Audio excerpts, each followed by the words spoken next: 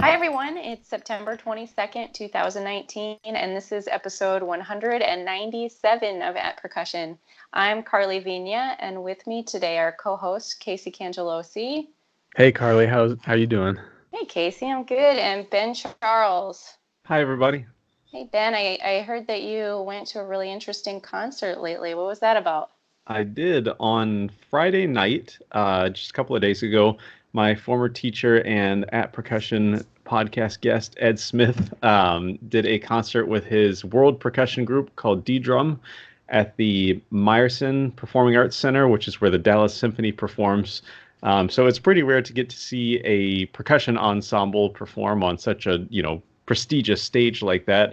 The concert ran probably about 2.5 hours. And they're kind of a world percussion focused group. It was cool. They opened up with some sort of traditional gamelan music, and each member of the group ended up doing a solo at some point. Ron Snyder, who's the leader of the group, just blew my mind with a cymbalom solo. They closed the first half with a sort of world music version of the Beatles' Within You, Without You. The second half had just an amazing shakuhachi player, which is a Japanese bamboo flute. I have never heard anything, even at all my PASICs, I've never heard anything like this concert. It was just awe-inspiring, and you could just see so much joy on all the musicians' faces as they performed. So yeah, it was a wonderful concert. Oh, also one other thing, Doug Howard, who's the retired principal percussionist of Dallas Symphony that plays in the group, he played like a rope drum. He played Three Camps and Downfall of Paris. So yeah, I can't say that I've ever actually seen the old school rudimental style performed on a rope drum. So very, very cool stuff. Definitely check out D-Drum if you have the chance. And we need to get Ron Snyder on the podcast because I'd love to hear about the group's history. I saw That's so cool. D-Drum. I saw them at a PASIC when I was a kid, and yeah, just I still remember it so well. Just really, really blown away. Sounds like a whole lot of everything that we don't get to see very often.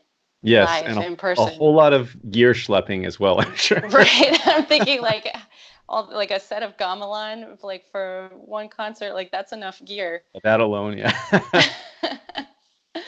Cool. Thanks for sharing that with us, Ben. Our guest today is Dr. Stuart Gerber.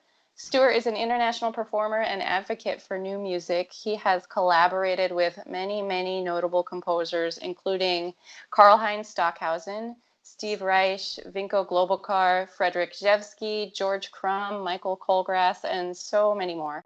Stuart is the co-artistic director of the Atlanta-based new music group Bent Frequency and also serves as the professor of percussion at Georgia State University. Welcome to the show, Stuart. It's so great to have you on. Thanks for having me. I really appreciate it. So, Stuart, I have a question just to get Sure. us fired off right off the bat here. I'm shamefully not super familiar with your work, but when I look at your online presence, it seems like you do a lot of the sort of avant-garde European school, we'll call it the Steve Schick sort of repertoire, the Stockhausen and so on. Mm-hmm. And I have dabbled in a little bit of this sort of music, but haven't gone head over heels in the way that you have. And one thing that, especially at the beginning of the semester here with my students, I always wonder, how do you practice this music that's so different? It's not just music that you would stick a metronome on. Yeah, well, actually, a lot of it is, you know, Or I should say, it's not music that you would exclusively just stick a metronome on slowly and work your tempo up. Is what I mean by that. Yeah. yeah, sure. And I especially like the piece Zyklus of Stockhausen. That's always that's one that comes up a lot. It's graphically notated, and it's sometimes it takes a minute or more to kind of figure out the notation. But as you get into it more, it actually becomes pretty clear that you do have to stick a metronome on it, and you just have to kind of still practice slowly and consistently, and you just work it up like anything else at some level. Now, with that piece in particular and others as well, there's a lot of time that you have to spend kind of away from the instruments too, and just think and work on just conceptual ideas about what you want to get across or what the composer's trying to get across, which maybe you don't have to do with some of our repertoire as much, but a good musician will do that on any level with any piece. Take it away. Think about it not just while you're at the vibraphone or at the setup or whatever, and think, okay, well, what's the point of this, rather than just playing the licks. Although we have to do that as well. You said conceptual, and I feel like I use this word all the time, and I have a very set idea what it means, and I think we all might as well. But can you tell us what you mean by that? Maybe especially for some of our listeners who don't categorize music into one genre and then another genre called conceptual and another called heavy metal, whatever. What's conceptual? Yeah, well, that's a good question. What do I mean by that? I think when there's a piece, I'll keep using Zyklus because I think that's a piece that even if you've never played it or even heard it, a lot of us are familiar with the score. At least I would hope we are, from history books and lessons and things like this. But if you have a piece that isn't maybe straightforward in terms of the rhythms and the notes, this piece happens to be graphic, you have to think about, okay, what is the point of the graphic notation? What is the point in this case of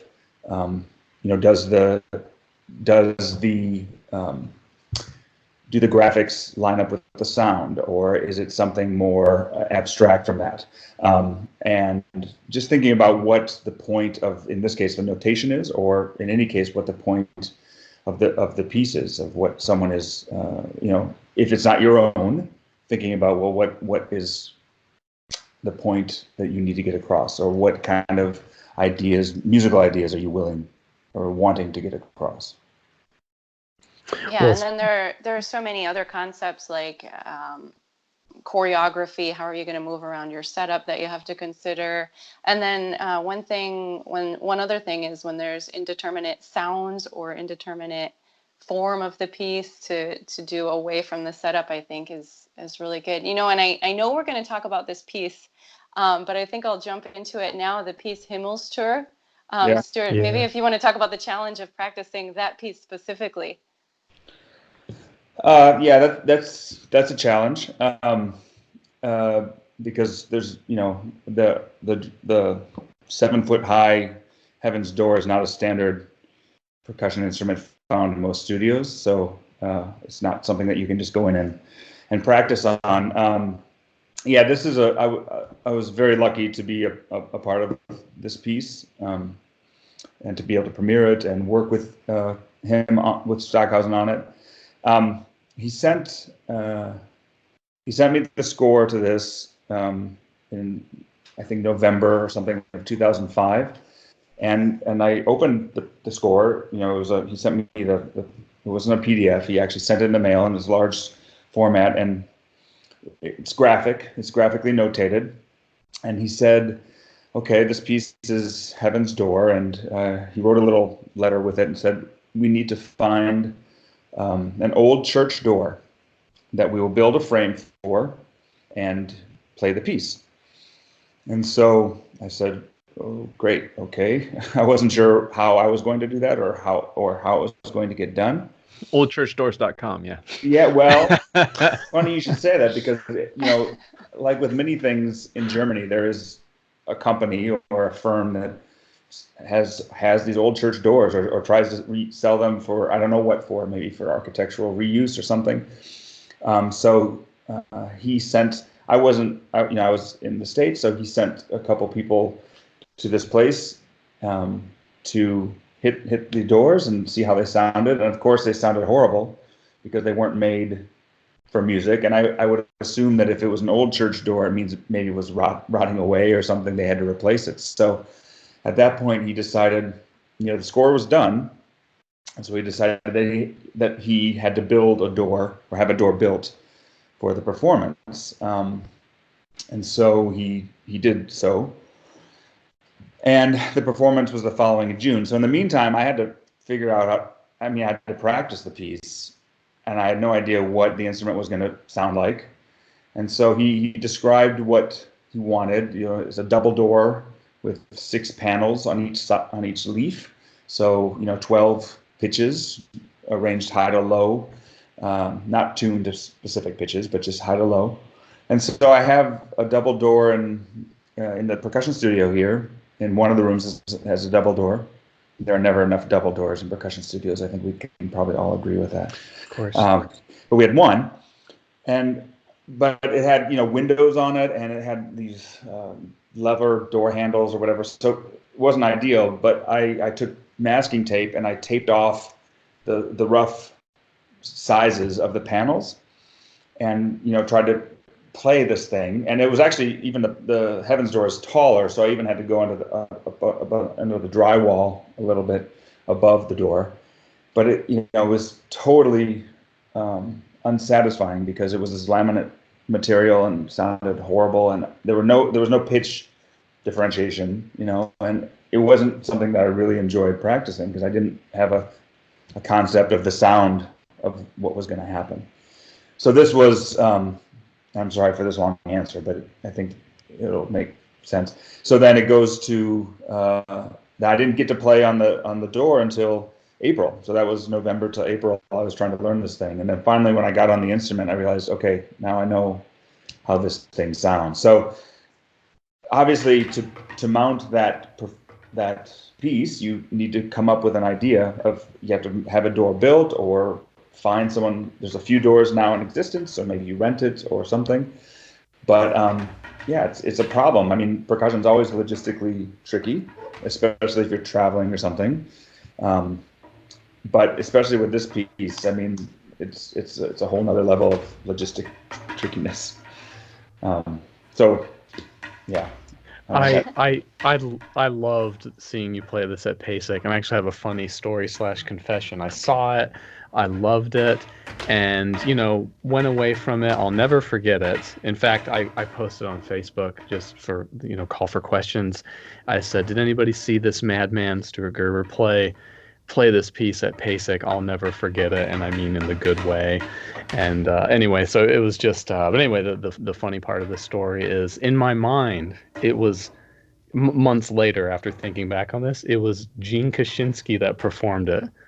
And for years that's what I thought. And I bumped into Gene, and I said, Gene, man, your performance, this might have been my first time meeting Gene Kaczynski. I was like, dude, your Heaven's Door, that Stockhausen, was amazing. He was like, that wasn't me, that was Stuart Gerber, dude.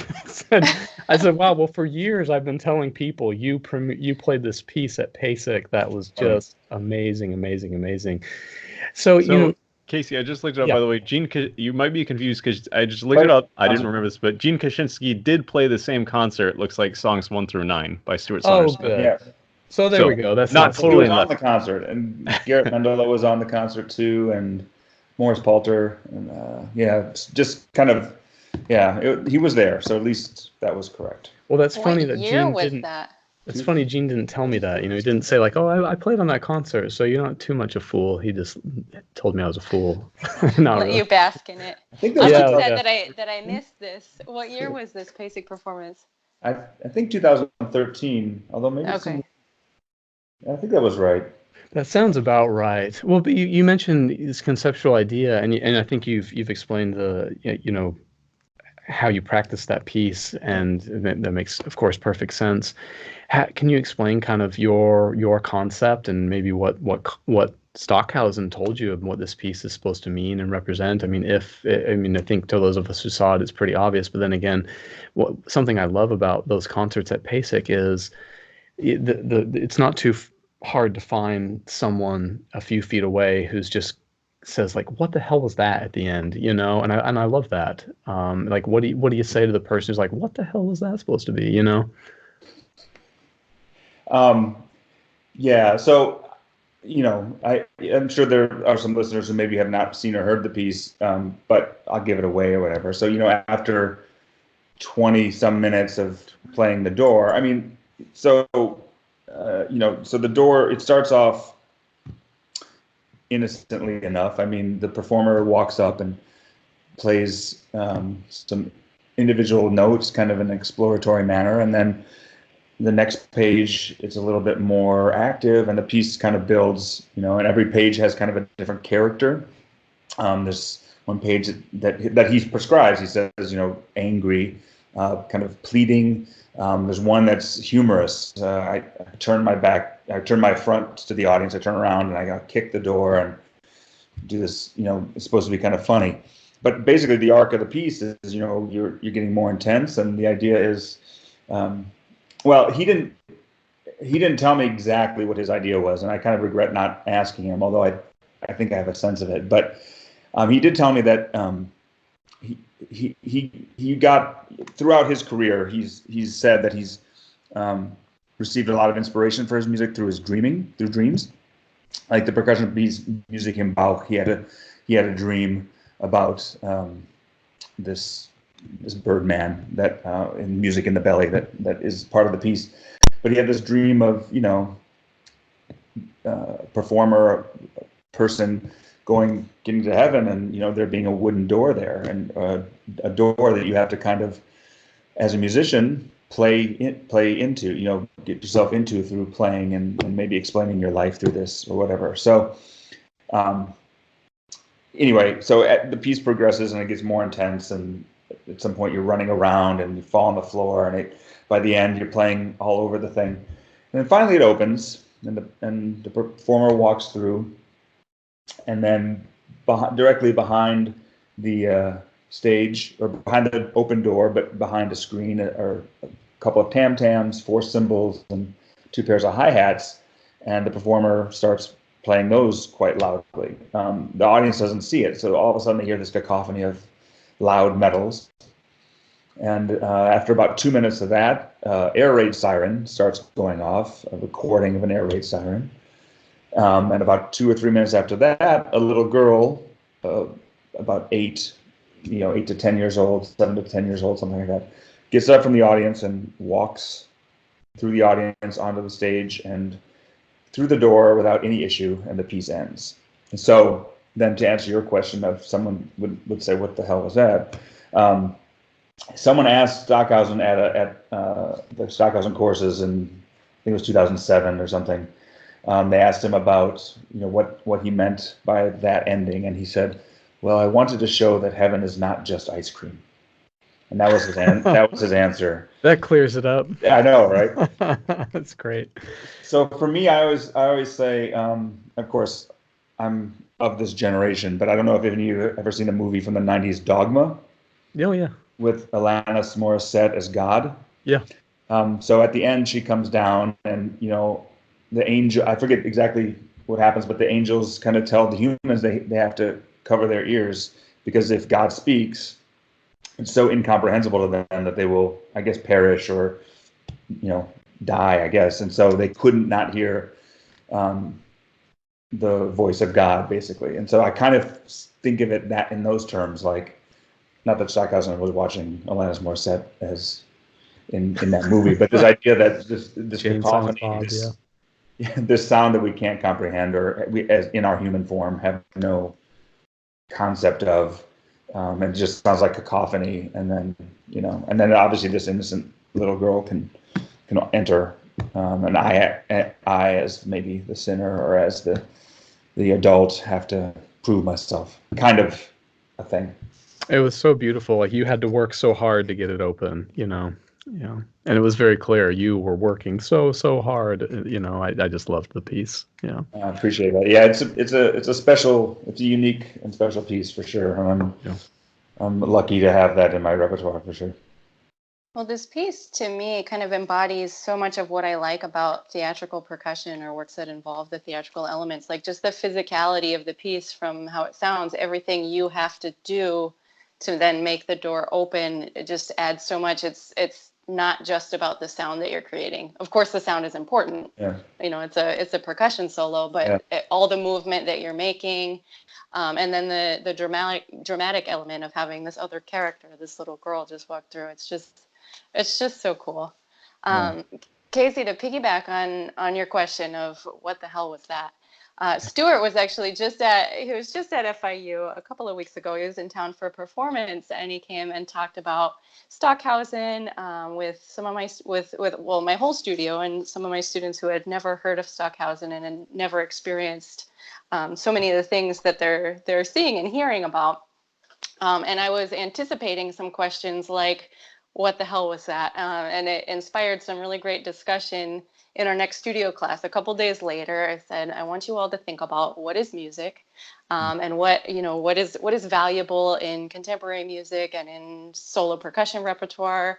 And then we talked about it. And it was great. And I'm so happy to say none of them said, what the hell is that? They were all so open and receptive. And Stuart, you did a great job of making it so relatable and accessible. And I think, that was just really evident. But after this discussion in our studio class, I was reflecting on what we talked about, and I thought of a few quotes by John Cage that I remember kind of helping me digest new contemporary concepts, especially when I was getting into theatrical percussion works when I was in school. So I wanted to share these with you. They're from Silence, which is a collection of lectures and writings by John Cage. And the first lecture in the book is called The Future of Music, Credo. And this text was delivered as a talk at a meeting of a Seattle Art Society that was organized by Bonnie Bird in 1937. It was printed in the brochure accompanying George Avakian's recording of Cage's 25-year retrospective concert at Town Hall in New York in 1958. Here's the first quote. It's right at the beginning of the lecture. Wherever we are, what we hear is mostly noise. When we ignore it, it disturbs us. When we listen to it, we find it fascinating. The sound of a truck at 50 miles per hour, static between the stations, rain. We want to capture and control these sounds, to use them not as sound effects, but as musical instruments. And then I skip ahead just a little bit. The next passage I want to share with you is, if this word music is sacred and reserved for 18th and 19th century instruments, we can substitute a more meaningful term, organization of sound. And I thought this was so cool after the discussion I had with my students, because when I asked them what is music, so many of them had some version of organized sound or organized sound in silence. And I think that's probably totally different than what would have been said if, when John Cage first gave this lecture in 1937, or even when it was revisited in 1958, totally different than the answer that people might have given then about, melody and harmony and rhythm, and it has all these elements. Anyone have any comments on that? I think it might also be a different response if this were, a violin studio or a piano studio. Mm-hmm. Or something. I mean, I think something at the heart of what we do embraces that. But I will also say that I think, those were pretty cutting edge ideas at the time, and they're still not the mainstream probably for the average person on the street. But it does show that there are that your students kind of connected to that, and they didn't hear the quote. Correct? This was. No. Right. So it's kind of inherent, maybe because they're percussionists, but also I think, in the last, 20, 30, 40 years, there's also been composers, performers who really focus on this kind of environmental performance, soundscape kind of things, using the natural world in conjunction with, typical music sounds, right? Mm-hmm. And that's something that's been growing too and is really exciting. And percussion's always incorporated that at some level too. So I think there's a lot. It's interesting to see where we're going. Just maybe sound is becoming, is taking more of a front seat. It'll probably never be the same as sight in terms of our senses, but I think it's interesting that we're more cognizant of that now, perhaps. Maybe not. Well, and then in pieces where sound and sight are combined with, dramatic elements too, it's just, I think, really effective and really reaches people. Yeah. Yeah. So it's just, I have so many thoughts about all this right now. Yeah, it's funny. The sort of music is organized sounds and silences is the definition I use in like my music appreciation class. And I think that pretty fairly and captures all of it. And I think that Stuart brought up a good point that 100 years ago, people probably would have been saying something about melody and harmony and these things. And quite frankly, we're probably the rule breakers that forced it out of that mold, thanks to John Cage and percussionists.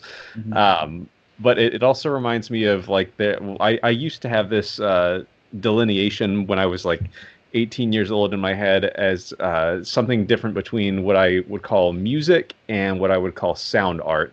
And so to me, sound art was maybe something like Zyklus, and music was something like a Bach chorale. And like the more and more I thought about it and studied music, the more and more those two kind of converged. And then like at a certain point, I realized that making that distinction wasn't really possible or even worthwhile.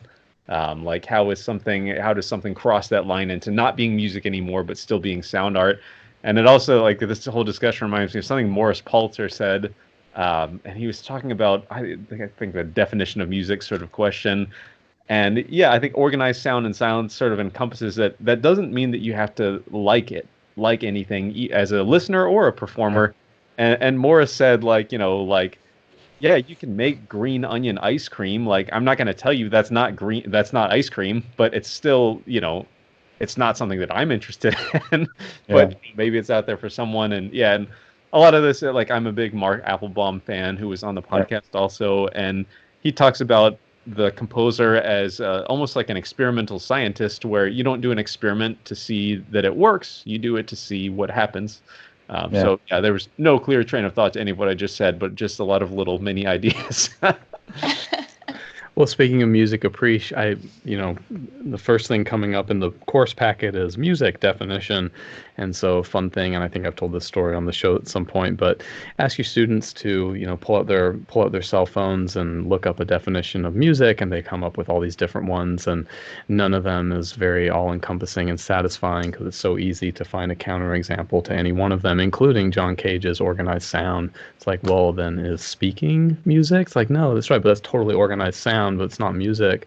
Shoot, like there's, that's the fun of it. And then eventually, I guess this place you grow into is sort of Mark Applebaum-esque type of opinions. Like, is it music? Well, whatever. Is it interesting? Is it cool? What, eventually, stop caring about that. Oh, I see Ben. Me. Okay, go. I just had like, I also, so in my music appreciation class, the first thing I do is like that, like, what is music? And then I talk for a bit. And then I got this quote. Carly and I had a teacher at Miami named Tom Sleeper, and he told us this quote, and I looked it up. It's by a music critic named Martin Mull. And he says, talking about music is like dancing about architecture. It's a really stupid thing to want to do. And it's like, yeah, like at the end of the day, like, we can sit here and talk about it all day long, but like, isn't it more interesting just to like taste it, so to speak? So yeah. I don't know. I've always come up with this like organized sounds and silence, but then I also say like, we could really put into words what it was, it wouldn't be worth having.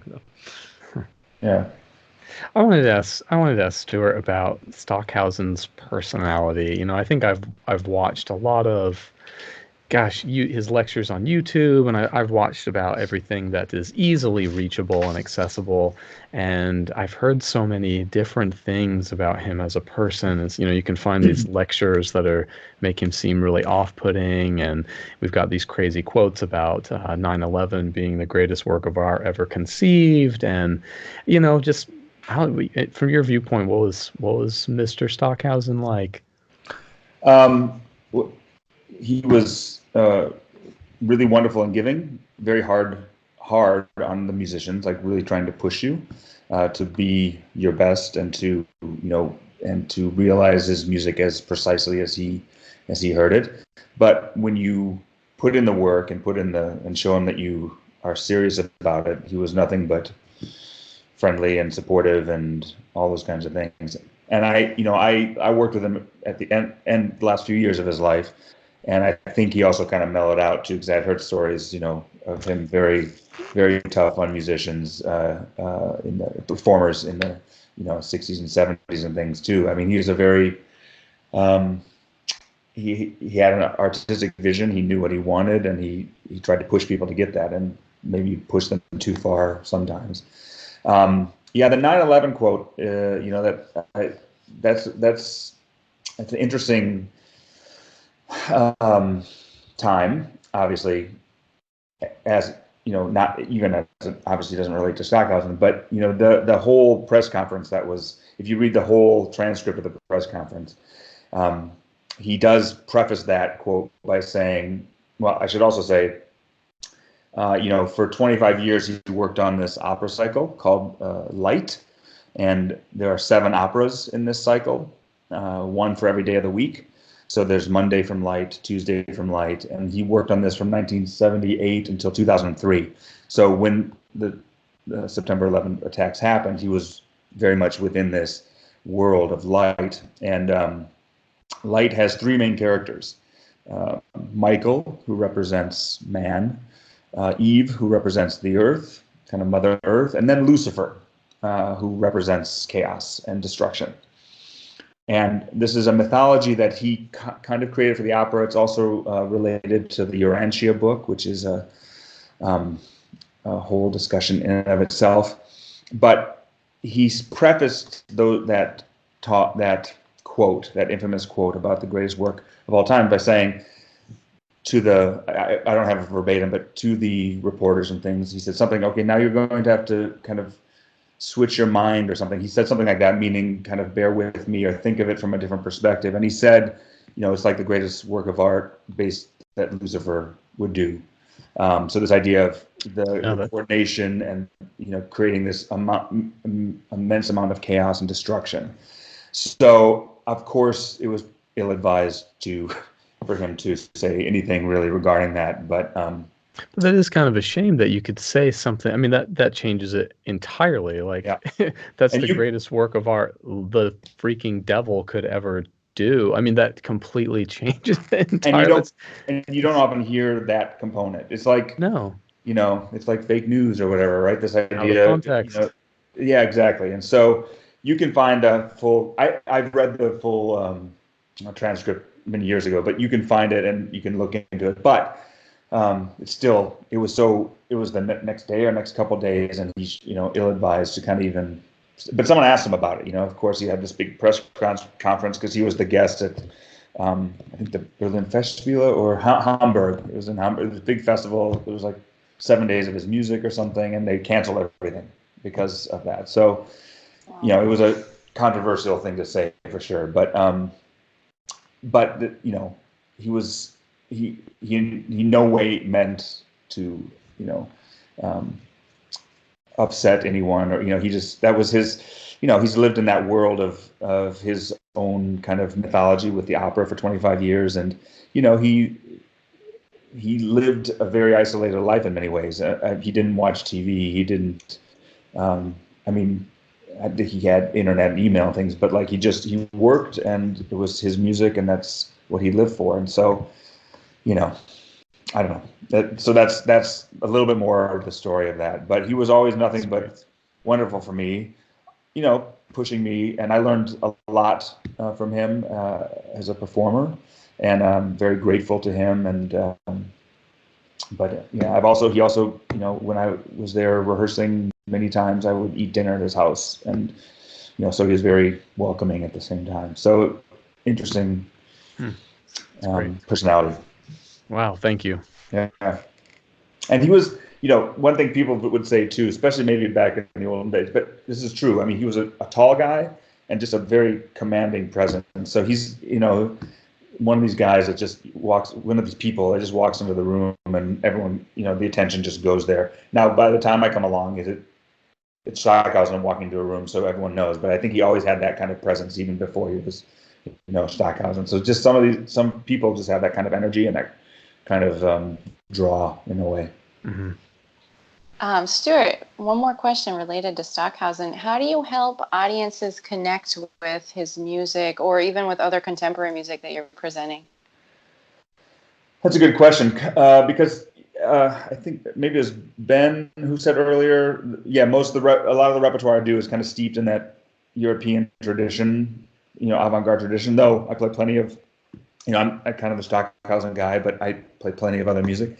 But a lot of the things we do with my group, Bent Frequency and other things, it's quote unquote avant-garde music, or we always are trying to present new ideas and new things, related to what is music. And but what we find, think discussions are a really wonderful way to do it. I think Carly, I was able to speak with your studio about Stockhausen specifically, and I have like an hour and a half long kind of presentation, kind of a lecture recital that I've done over 50 times at university whenever I'm traveling.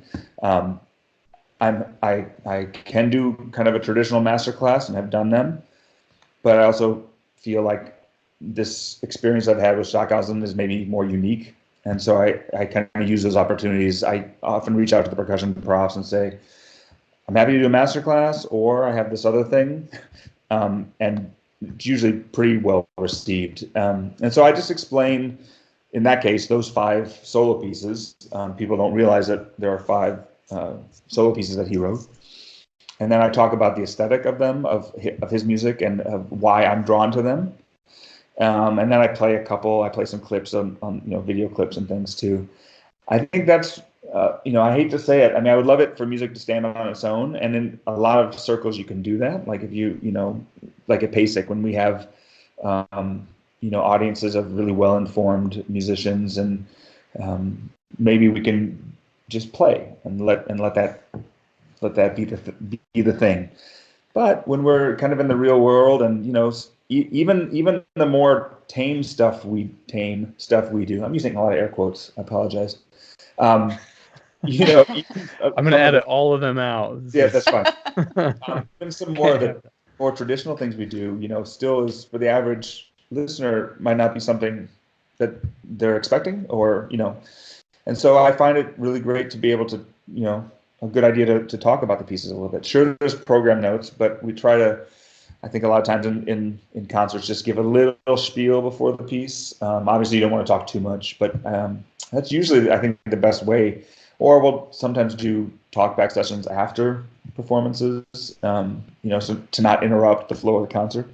But I think that's a good thing, Yeah, absolutely. Well, I mean, even pre-concert talks, Yeah. when you go to a really traditional orchestral, symphony concert, like that helps people Yep. just be more interested and understand. It's not just that, this tradition that they don't know anything about. It just makes it I like accessible. talking. I don't like the quote Ben gave from the whoever hoity-toity guy that said, "Don't talk about music." I think you should. I think that's. I didn't see that.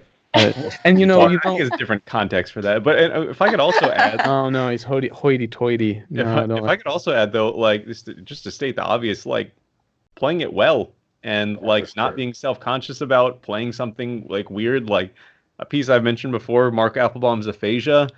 I learned it kind of sitting in my bedroom as a hobby. I didn't think I'd ever perform it, and then I started playing it in front of people, and people were just like in love with it. Okay, well, I guess people dig this. Well, that's the ultimate. That's an example of an ultimate kind of visual piece. But all the things we do are so visual, which I think helps us usually. Mm-hmm. Especially multi-piece. Well, anything, even solo mallet pieces and things that might be kind of out there. I mean, I think that the choreography now. But as I'm saying this, I'm also thinking, you can there are folks who kind of go over the top with it too, and it shouldn't be an affectation. But obviously, I think. That kind of visual element helps a lot of times, but I think you're right, Ben, really playing the heck out of something is really probably the most important thing. Yeah, well, I think the physicality of what we do, of course, no matter what, like if we're moving in a way that expresses and lines up with what we want to express musically, with the notes and phrasing and everything, whatever we're playing, then yeah, of course. I mean, but most instruments are like that. I think, if you watch a great string player play, the movement that they use, to varying degrees, but yeah, everything that we do. Yeah. You can always see, I think you can see exactly how the sound is made in percussion. Yeah. Yeah. And in violin, like you can get it, but the effect can be so much grander than the nuance difference in violin, whereas the grand effect, you're going to really see the difference in percussion. This is why little kids are just always watching the percussionists, and why they want to be drummers in middle school. It's just like you understand so much, And it's so immediate, you could just touch it and it sounds, and you don't have to have an embouchure. You don't have to have just right. Right. Ben, did Yeah. you have something, or did it pass already? Oh, I had a non-Stockhausen question actually. It seems like you worked with percussion and piano a lot, I and did. one of the standard questions I always ask when we have a guest like you on is like, tell us about your experience with the Bartok. It's such a wonderful piece and a core of our repertoire, and I might have only performed it 2 or 3 times all in one like semester. But it's an amazing piece, and I'd love to hear from someone that's played it more than me. Well, I'm glad it's not a non-Stockhausen question, but I'm going to relate Stockhausen to it. A little known fact: he did his master's thesis on that piece. Like he wrote an analysis of the Bartok Sonata. Oh, wow. If I could add Or something. like a weird thing to this, there was a professor at University of Miami named Frank Cooper, who was one of the best musicology professors I've ever had. But Carly played the Bartok with me on my DMA recital, and I invited Frank Cooper to the recital because he's a piano repertoire guy.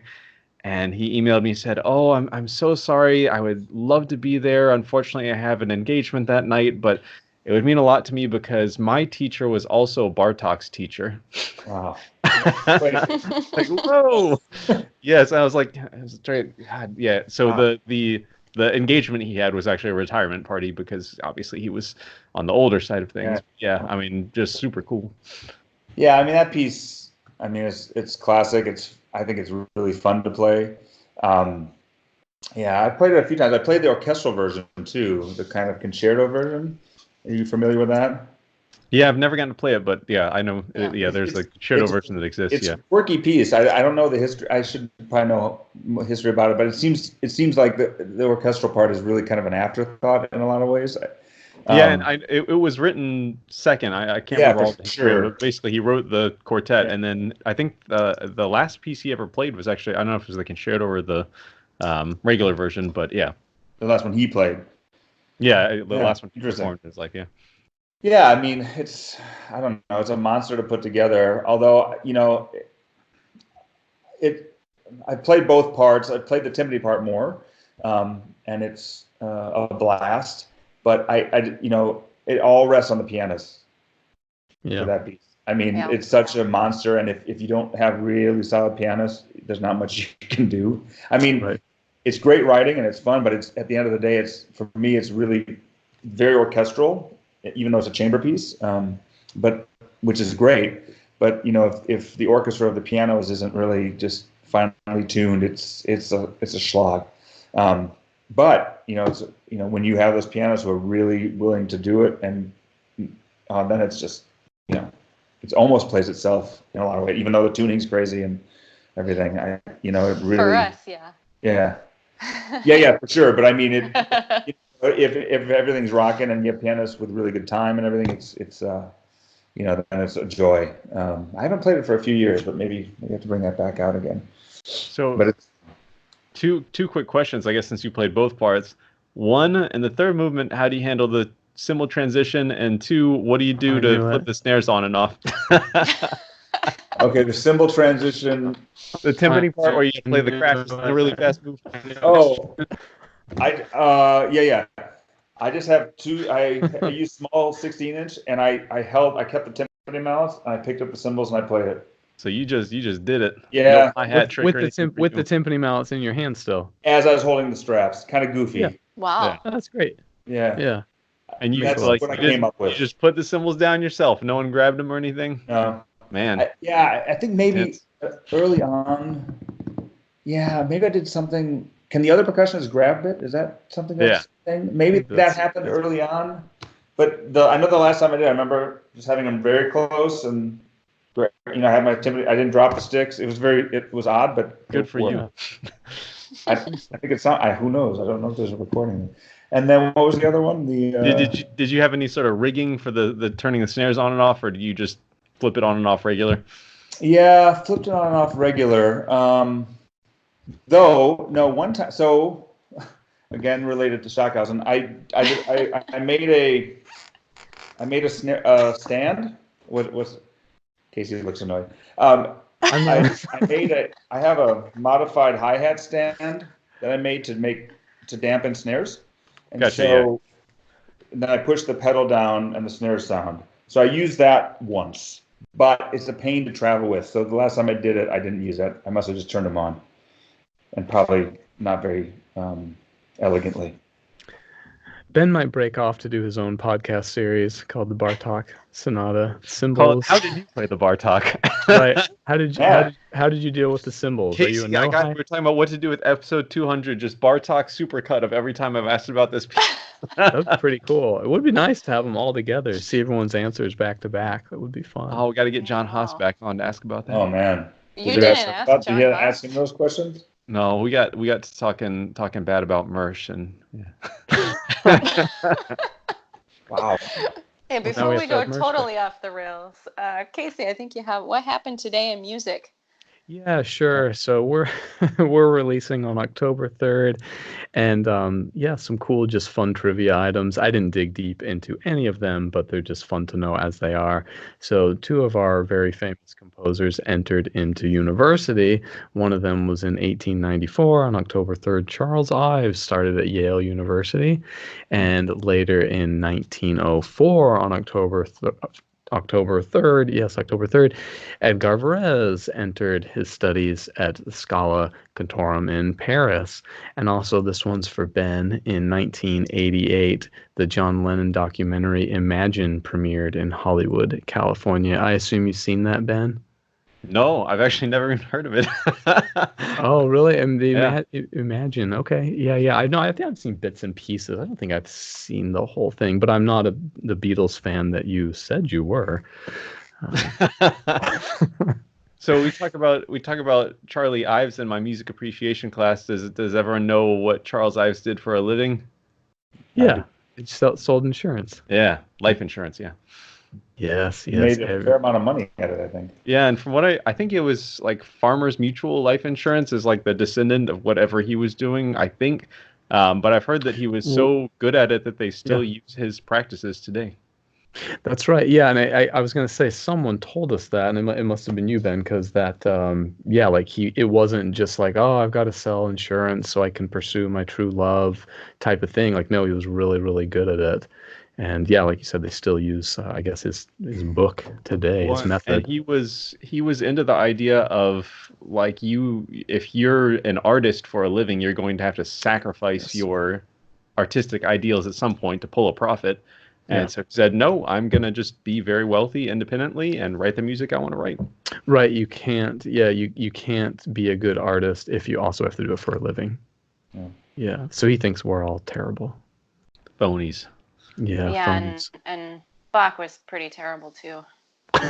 All that church music. Bach had the organ repair gig going for him, so he could support himself. So he applied. A few more things. In 1901, the Victor Talking Machine Company was incorporated after a merger with the Radio Corporation of America. They became the very famous company that we all have, I'm sure, many classical recordings from RCA Victor. So that happened October 3rd, 1901. And last one, 1954, there is a ship collision, travel ship collision. The Mastum collides with French ship called the Tofevo and is forced to return to New York. Within a few days of this, John Cage, at age 42, and David Tudor, who is composer and pianist, will be part of a sit-down protest demanding that the Ocean Line Company provide them with some sort of transport to Europe. And the line does give in and charters a KLM flight to transport 60, quote, hardship cases to get them to Amsterdam. And among them are Cage and composer David Tudor. And that's it. That's all I found. Oh. Well, before we get on toward wrapping things up today, we did have a Facebook question for Stuart. And the Facebook question was from Michael Standard. He says, hello, thanks for doing this, and I hope you're doing well. How have your collaborations with composers changed over the past 20 years? And what do you think is helpful in that collaborative process from both sides, composer and performer? Yeah, I'm not. I wonder if it's changed. Well, in the what I think is the best case scenario, and this was something that I did when I was a student at Cincinnati. I studied with the percussion group Cincinnati, Al Adi, Jim Cully, and Rusty Burge. And when I was a graduate student, I think I did this twice. They were back on quarters at the time.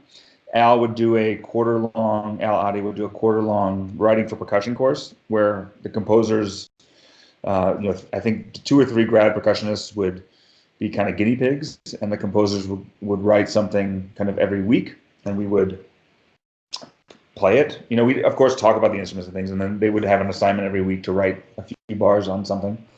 And so we would kind of play those things and then give them feedback as to what worked, what didn't, talk about idiosyncrasies of the instruments, talk about idiomatic ways of playing it. And then at the end of the semester, they had a larger project that we had to do. And that's really, I think, the most profound thing we can do as percussionists. Like if we're able, or not even percussionists, musicians, but if we're able to work with composers, especially those who aren't percussionists, on a piece as they're developing it. So if you're collaborating with someone, rather than just say, okay, write me a piece. 6 months later, there's a piece, play it. It's great if there can be a real back and forth so that, so the composer doesn't have to feel like he or she is sacrificing their vision, but this idea where, okay, let's work on stuff that can work within the confines of whatever confines you have, the idiomatic nature of the instruments, and kind of ideas going both ways. That's a perfect scenario that doesn't really happen that often, unfortunately. But I try to do it when I can. So this last spring, we did, my colleague who runs Bent Frequency with me, she's a saxophone player. We have a duo that we have a bunch of commissions for percussion and saxophone. And we worked with students at University of Georgia, which is just down the road in Athens. And so there were, I think, 6 students who wrote pieces for us during the semester. And we went there early in the semester and did a reading and told them, gave them feedback and input, and saying I told them kind of how fast I can do octaves, cleanly or whatever, things like that. Because a lot of the stuff tends to be very pianistic. I don't know if you have, sometimes when they write for keyboard instruments, it's kind of from a pianistic background, and sometimes it works, and sometimes it's like, well, let's rethink that. And then we went back in April and played the pieces on the concert and recorded them. So that's a really great scenario. Although we only did 1 reading with them, and I think it's better if you can really have a real collaboration on the creation, during the process of the creation of a new work. That doesn't happen that often, though. Sometimes it's still good just to get pieces out there. And so if you collaborate with folks and just say, look, let's write a piece, I'll play it, fantastic. But if you can really have a real kind of back and forth, I think those are the most fruitful, adventures. Well, I'm curious, what are some things that composers, or even one composer, has done while you're collaborating with them that makes the process really easy or go really smoothly or more fun? Well, one example. Well, I think, yeah, it's a good question. Well, for me, it usually happens, well, I've had a couple of examples or opportunities to work with composers. Like Eric Lyon is one that comes to mind. He's at Virginia Tech, and he's writing a series of pieces, and we have 1 done. But he came to my studio and recorded a bunch of my instruments, and then I was writing pieces kind of based on my collection. So he wrote this really great woodblock piece for woodblock and tape. That was for one of I made these woodblocks for Ray-Bans many years ago, so I have my own kind of woodblock, and it's just one of them.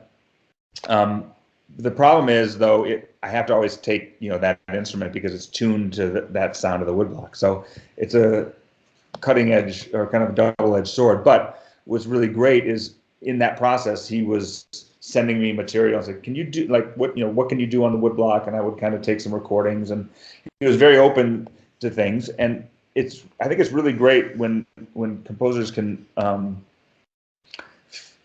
realize that they don't know what they don't know, especially with percussion. It's such a finicky thing.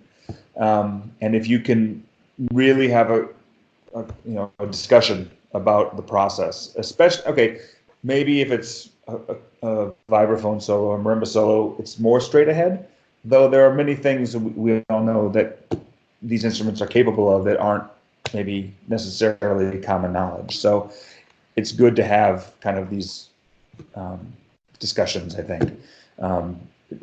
Again, it doesn't always happen, but that's kind of what I hope for when I'm working with folks, if I can have some input into it, because after all, I'm the one who's going to play it, or other people too. But right, yeah. Well, the thing of recognizing what we don't know, that's valuable in everything. For That's sure. so valuable with colleagues and people that I work with. When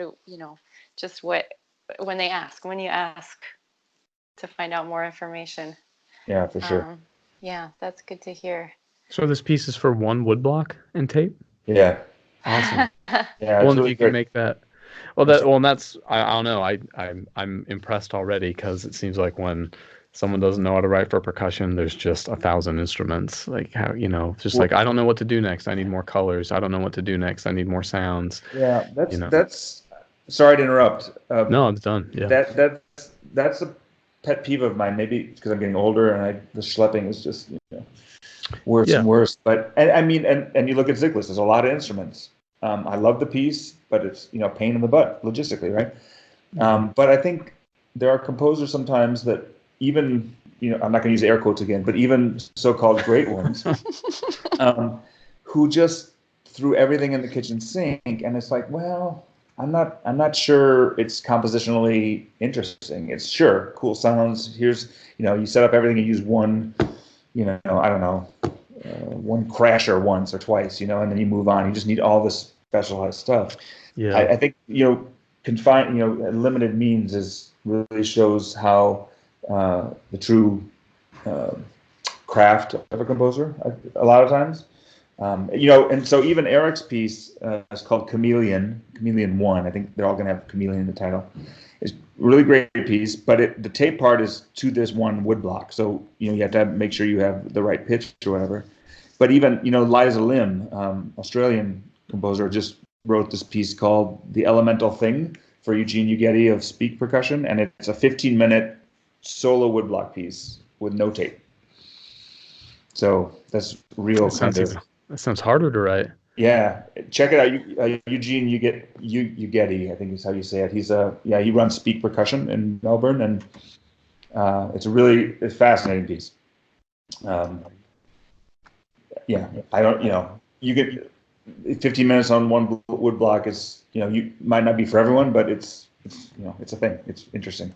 While we're talking about the woodblock repertoire, I'd like to throw out one other.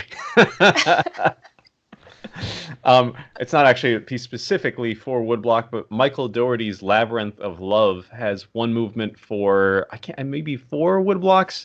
It's originally for a singer and like chamber, like solo soprano and chamber ensemble, but there's one movement that's just voice and woodblocks. And Carly and my friend Mike Van Wert got to play that with Gila Plitman. Gila, what's her last name? Eric Whitaker's wife. I can't remember. Gila Plitman or something like that. But anyway, and there's a recording of University of Michigan doing that piece on YouTube with Gila as well.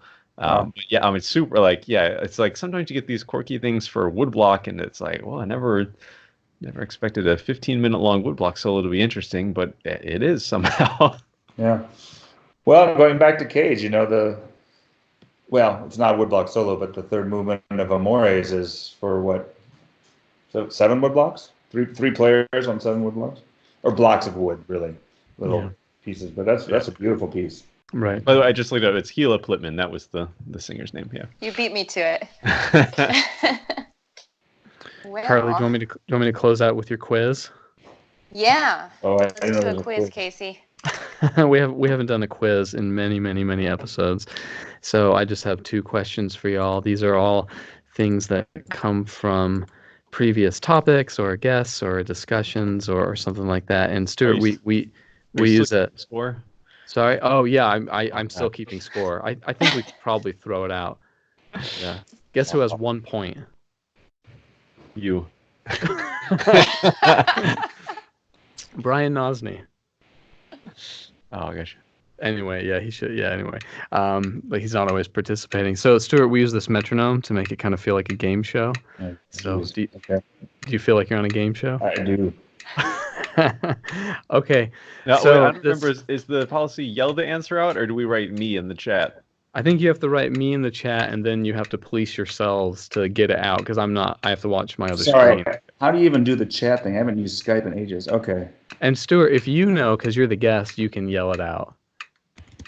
And next week we're going to do a quiz on how to do the quiz, because apparently because we always seem to have to review it. Okay, so let's see. All right, I am an icon of electronic music, and to some, I'm considered an unsung hero of the synthesizer's development. I started the BBC Radiophonic Workshop in 1958 and later created a light synthesizing electronic machine called the Oramix machine. Who am I? Okay, I'm not 100% certain, but I'm going to say, is it Moog? No. No? No. Well, that's the Moog. Yeah, the Moog synthesizer, of course, is key. This is somebody else. Carly, do you got it? That was the only guess I had, but I kind of thought it wasn't right. Oh yeah, no. This is a topic I presented on. I think I played some sounds and explained the. I remember that. Like, is that the one that we had the Beatles instrument with the? No, that's close. That's okay. Giacinto Chelsea's instrument. That was such a cool one. I loved that discovery. That was really fun. But Daphne Oram, the composer, and I think you probably remember that name now. And of course, the trick is the Oramix machine is the big giveaway there. Yeah. But you might remember her. Yeah. Yeah, we talked about her way back on episode 169 on Bonnie Whiting's episode. So, Wow. Okay, good. See, technically, Casey, I think I joined at episode 171, so I don't know how fair this is. But any true percussionist has been listening all the way up. Every single one. No, you're right. Can I ask a question? And now you've given away that we brought you on board when you hadn't even been listening to the show. So now this thing listened seems to most. this seems extra corrupt now. Stuart, did you say you had a question? Yeah, just a technical thing. Is that the Glamour metronome? Oh no! Oh, hey, he knows my piece. No, this one's not. This is one of the little one of these guys. Okay. Casey, I have a question. Do you actually practice with that metronome? I can just tell by the tone. I could tell by the tone it wasn't a serious question. But seriously, do you? Casey, I think. Yeah. I can't imagine the visual. seeing one of my students with one of these numbers going. These things? Oh, I like these things. They're really quiet. But I mean, if you're practicing something quiet, they're cool. Yeah. No, I'm actually using it right now with this little setup behind me because you stick this metronome under the China cymbal, and every time it ticks, the China cymbal resonates, and it makes a creepy little sound. Sorry, Carly? I was going to say, I think it's nice to have the visual of the metronome ticking while you're asking the question. Oh, good. Yeah. We'll Let's do this for people watching on YouTube. There's a lot of reasons to do it this way. This isn't just. It's not like we just made this up. So one more question, and this one I think you all will remember because it was far more recent.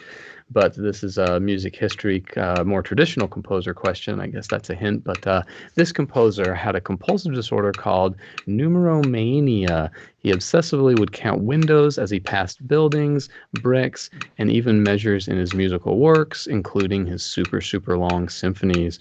He had a very particular fascination with death, and when the remains of Beethoven and Schubert were moved to Vienna's Central Cemetery in 1888, eyewitness accounts recall this composer, quote, put his fingers through the eye sockets and mouths and kiss the skulls of both composers. Who was this? I think it's Bruckner. You're right. It's Anton Bruckner.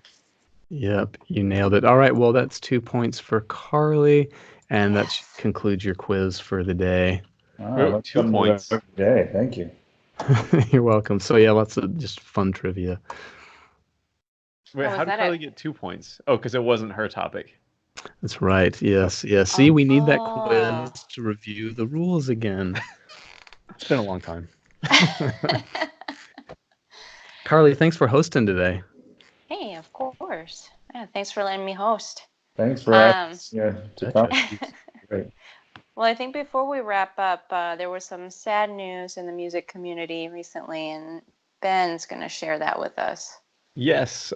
So on episode 80 with Brian Nosny, we talked about the composer Christopher Rouse, who Brian wrote his dissertation on Christopher Rouse's percussion works. And Christopher Rouse just passed away. He's written several works for percussion. I think most of us are very familiar with his percussion ensemble works of Ogun Badagri, Kuka Ilimoku, and Bonham. He also has a percussion concerto whose name is in German, so I will not attempt, but it's written after one of the characters in the Wagner's The Ring cycle. And he just passed away, like I said, a few days ago. Boozy and Hawks, his publisher, wrote, Christopher Rouse built a legacy as one of America's greatest orchestral voices. His catalog of influential works is marked by extreme emotional depth and colorful orchestration, and reflected his insatiable curiosity for music from across Western music history to popular rock. And I particularly I remember reporting on Brian's episode that Christopher Rouse saw so many percussion pieces in the 70s and 80s of just sort of like little scrapes on instruments and jingles and King of Denmark style stuff. And he said it felt like you were depriving percussionists of what like they were meant to do, which was just beat the hell out of the drums. And when you listen to his percussion music, there's definitely some hard rocking going on in it. So very sad loss for the percussion community, but we're very thankful for what he's done for our works. Yeah, So thanks, I know Ben. I know we've asked this before, but what's y'all's favorite Christopher Rouse percussion of those pieces? I mean, I know there's the fourth, lesser known, and I think unpublished small percussion ensemble that Brian Nosny mentioned. I remember Brian telling us about that. There is an unpublished one, and I forget the title. I will say I've never done Kuka Ilimoku, but having done Bonham, if you've got like a killer drum set in your percussion ensemble, like I had this guy that just graduated last semester named Chris Hooper, and he could play just like John Bonham. And we had him just take a John Bonham solo and open it up, and then we went into the piece. So that one's always been a favorite of mine. Yeah, what about Bonham's a solid choice. That was done by the high school students at Interlochen this summer. Wow. Yeah. I'd probably go with Bonham too, but Kuka Ilimoku is probably a close second. Mine's Kuka for sure. Yeah. It's a bummer. So, yep. Everyone reprogram your concerts now. We have to do Colgrass and Bonham. Yeah. Oh, and and Rouse. Yeah. Well, thanks everybody. That was great. Thank you so much, Stuart, for talking to us and sharing so much about Stockhausen and everything else. It was great to have you on. It was my pleasure. Thanks so much for asking me. And you have collaborated with so many other composers. We probably could do 5 other episodes. We just got Stockhausen out of you, but that was the deepest one. That was the deepest one. Okay, well, cool. Yeah, well, thanks again. Well, thanks for doing this podcast. It's great, and I got to listen to more so I can get some of those quizzes. Yeah. Get on the scoreboard. Good luck with the future ones. This is great. Yeah, thanks a lot. Well, thanks everybody. We'll see you next time. All right, bye everybody. Bye-bye. Bye.